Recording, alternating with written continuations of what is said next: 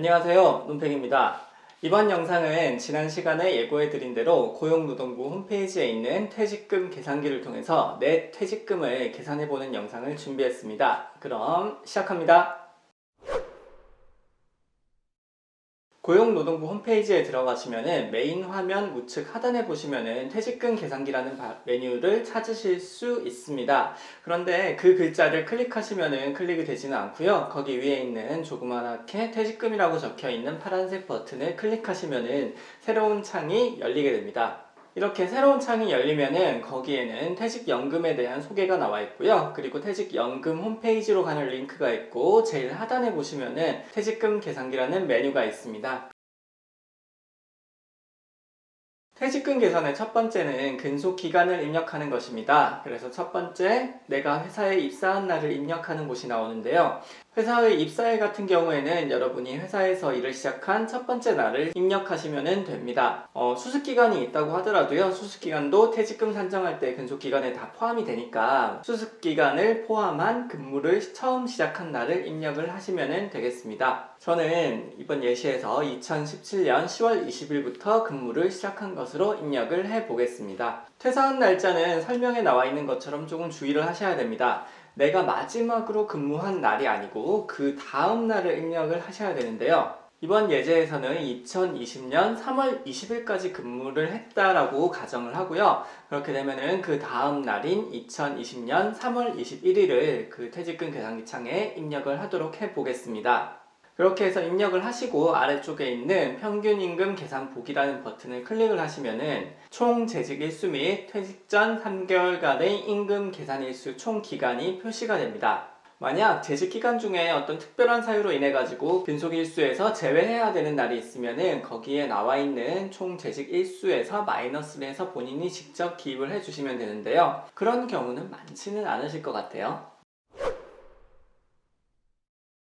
퇴직 전 3개월의 기간은 원력 기준으로 역산해서 3개월이 됩니다. 그래서 제가 예시에서 2020년 3월 22일까지 마지막으로 근무를 했다라고 치면은 3개월을 역산을 해보면은 2월, 1월, 12월, 그래서 12월 21일부터 임금 총액을 계산을 하면 됩니다. 그런데 우리 달력에 있는 월의 일수가 매 월마다 다르잖아요. 그래서 2월달이 포함되어 있는 경우에는 월의 일수가 조금 더 작게 나오고요. 7월과 8월 같이 31일이 연속되는 그 두 달이 끼어 있으면 평균임금 계산 일수가 조금 많이 나오게 됩니다. 퇴직금은 반드시 세금과 4대 보험을 공제하기 전, 그러니까 세전 급여를 기준으로 계산을 하셔야 됩니다. 예시에서처럼 12월 21일부터 3월 20일까지 평균임금 계산 기간이 되어 있으면은 1월달, 2월달은 월 급여를 통째로 받았으니까 그 금액 그대로 입력을 해주시면 되고요.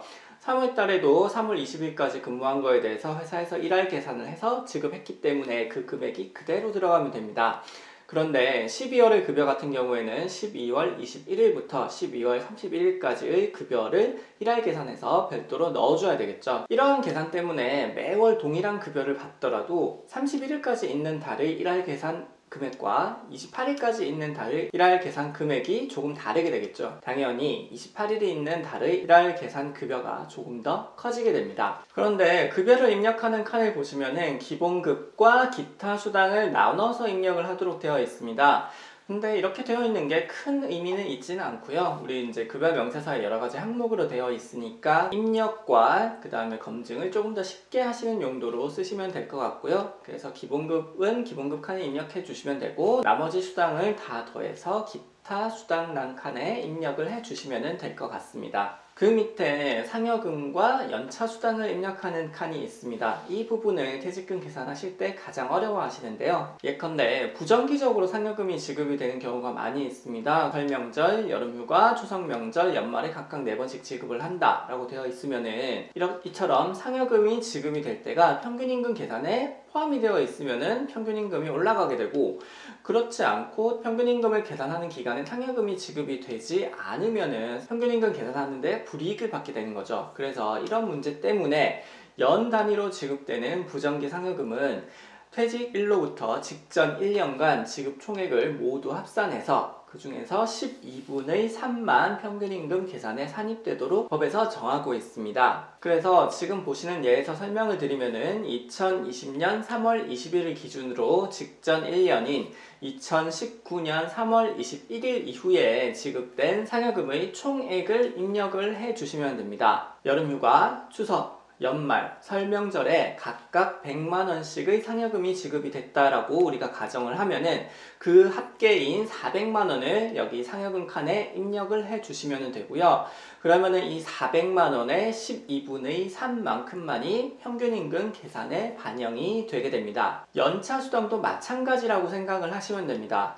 퇴직일로부터 직전 1년, 그래서 동일하게 2019년도 3월 21일 이후부터 퇴직하기 전까지 지급된 연차 수당이 있으면은 그 금액을 입력을 하시면 됩니다. 그래서 우리가 회계년도 단위로 연차를 계산한다고 가정을 했었을 때 2019년도에 미사용한 연차를 2020년도 1월 달에 우리가 지급을 받으니까요. 그 기간에 지급된 연차 수당만 입력을 하면 된다고 보시면 될 것 같고요. 20년 1월에 지급된 연차 수당을 50만원이라고 가정을 해서 입력해 보겠습니다. 그러면은 마찬가지로 이 금액의 12분의 3만큼만 평균임금 계산하는데 자동으로 포함이 되게 되어 있습니다. 여기서 한 가지 궁금하게 생각하시는 분들이 계실 거예요. 퇴직을 하면은 그 해에 못 쓴, 즉 2020년도에 발생했지만은 2020년도에 다 사용하지 못하고 퇴사하는 연차를 퇴사할 때 지급이 되게 되어 있습니다.